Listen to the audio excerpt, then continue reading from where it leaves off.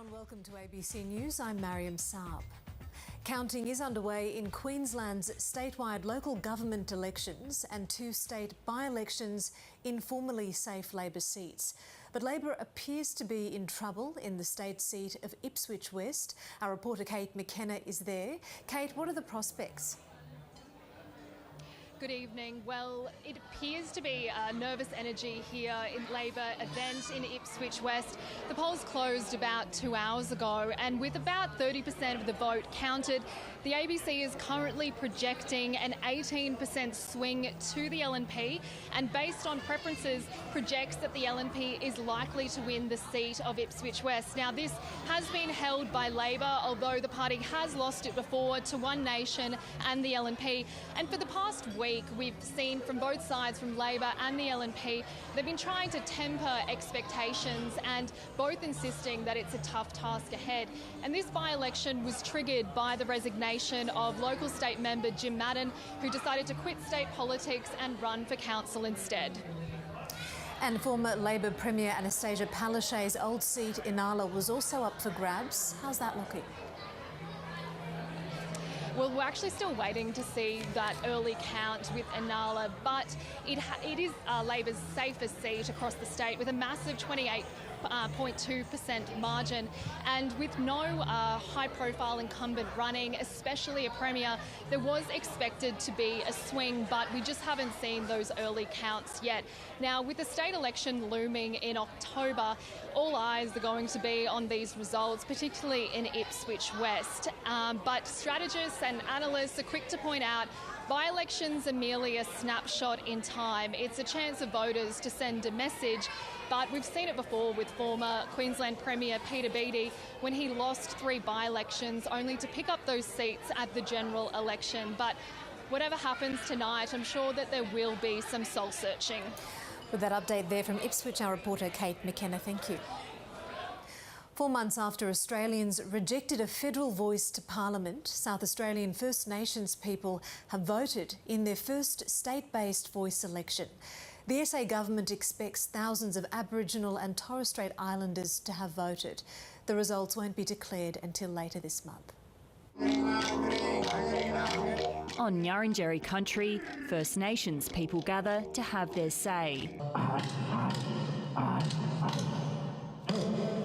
They're electing South Australia's inaugural Voice, a body tasked with advising the state government. I think it just reminds us of how important it is to be able to take back leadership within our communities.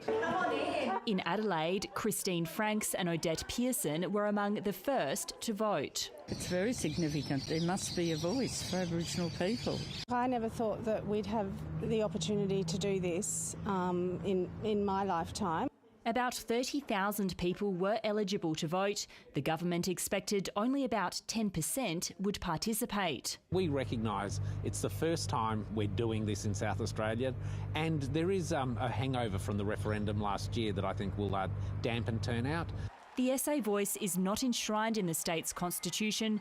It was created through legislation. 7 people will be elected to represent each region across the state, except in the Central Adelaide region, which will have 11 members. 2 people from each local voice will then be appointed to a 12-member state voice. The votes will be counted after March 25. Stephanie Richards, ABC News. The Weather Bureau says Tropical Cyclone Megan has formed in the Gulf of Carpentaria. The Category 1 storm is moving east of Groote Island, where it's already dropped more than 460 millimetres of rain in the last 24 hours. It's now tracking south towards the coast. It's along the same path as Cyclone Lincoln was just a month ago. The current forecast for this system is that it will reach Category 3 strength prior to crossing the coast in the southwest of the Gulf of Carpentaria.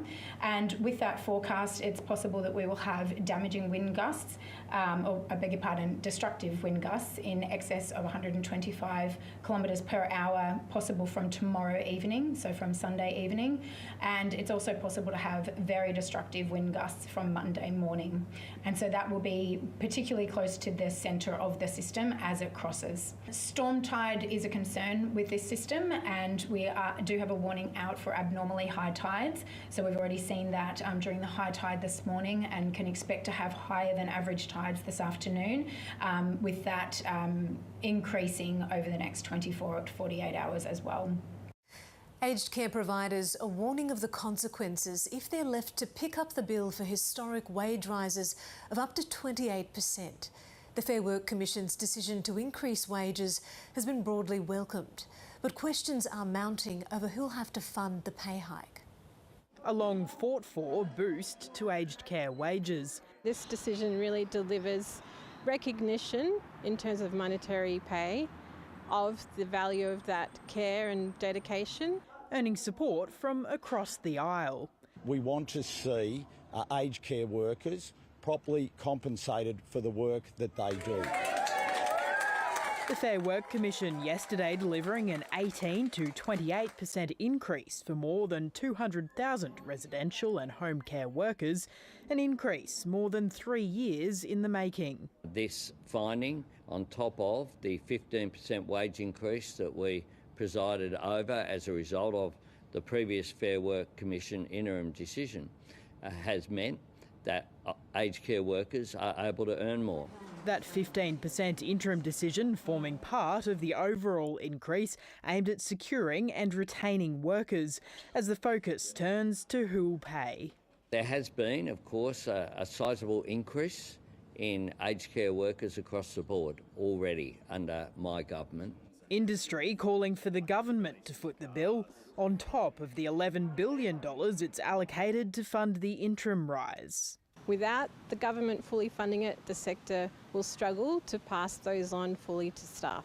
The government committing to provide funding to support the pay rise, but stopping short of agreeing to fully fund it.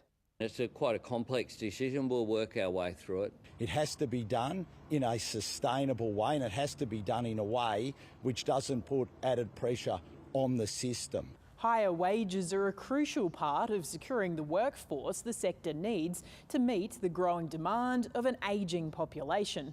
But the industry is warning, should the government not chip in the billions of dollars extra needed to cover the wage rise, they may not be able to meet that demand. Nicole Hegarty, ABC News, Canberra. Parts of Melbourne CBD ground to a halt today as protesters staged what they've described as an act of mass civil disobedience to sound the alarm on climate change. About 24 people were arrested in heated clashes between the climate change activists and the police. A heaving intersection brought to a standstill by Extinction Rebellion. Police quickly descend, onlookers stare as the ring of protesters is arrested one by one. Activist Violet Coco, who was recently released from prison on bail over this stunt on the Westgate Bridge, led hundreds, cutting a slow path through the city. Some clad in blood red, chanting their movement's name. Public transport was paused, major streets congested. Compared to climate collapse, it's a very minor disruption. Yeah. As the environmentalists issued an urgent call to arms. We're asking the government to declare a climate emergency. We think it is time that we really start to act on this issue because we are running out of time and something needs to change. I'm a public health doctor and I realise that the world doesn't understand the concept of risk. The sit-in was a climax to days of smaller protests about inaction on climate change, with organisers warned they would meet an unforgiving police presence if they blocked roads and disrupted the community. The police have decided to be much tougher this year than they were last year. This time they're going to charge us with summary offences or indictable offences, which means we'll all have to go to court. This is an action designed to maximise disruption, but the activists say, faced with multiple warnings from scientists that the world is on track to miss critical targets that will limit global temperature rises, there's few other ways to get the urgency of their message through. Stop all new oil and gas and coal. It's the only way we can get attention now. 32 people were arrested and charged with offences ranging from obstructing a road to hindering police. Jessie Thompson, ABC News. A display car has crashed inside a Sydney shopping centre, injuring 2 men. Police say that a 14-year-old boy was sitting inside the electric vehicle at Westfield, Liverpool, when it lurched forward and shattered a glass barrier. The SUV then reversed into the Maya makeup department, knocking over mannequins and sending beauty products flying. A man in his 30s and a man in his 50s were taken to hospital with minor head and chest injuries. Officers spoke to the teenager before letting him leave with a relative. Tourism authorities in far north Queensland have taken a $280 million hit in the months after a catastrophic flooding event. Cyclone Jasper caused widespread flooding across the region in December, and occupancy rates are still subdued ahead of the normally busy Easter holiday period. This is the only way in and out of one of the world's most popular tourist destinations. Flooding caused by Cyclone Jasper in December created a 56-metre landslide, cutting off the picturesque Cape Tribulation where the World Heritage listed Great Barrier Reef and wet tropics rainforest meet. We're up to 3 months now with no income, no trade, and we don't really know where to go from here. It's a devastating blow for tourism operators like Jackie and Julian Pagani, whose campground is eerily quiet. We don't know when we can reopen the doors. Normally, hundreds of thousands of visitors flock to the breathtaking area every year. The Easter school holiday period is looking bleak for the 9 tourism operators in the area. There's no other way to make an income here. All the residents work in tourism. The Daintree River Ferry is the only way into Cape Tribulation by road. Normally it takes 100,000 cars across each year, filled with tourists. But ferry officials say today there's only been a handful of visitors that have made the trip. Come with me as we head off on an exciting road trip from Cairns to Port Douglas. Further south, Port Douglas has long been a favourite holiday spot, favoured by US presidents and celebrities, including Kylie Minogue. Today, there's only a handful of tourists on famous 4 Mile Beach.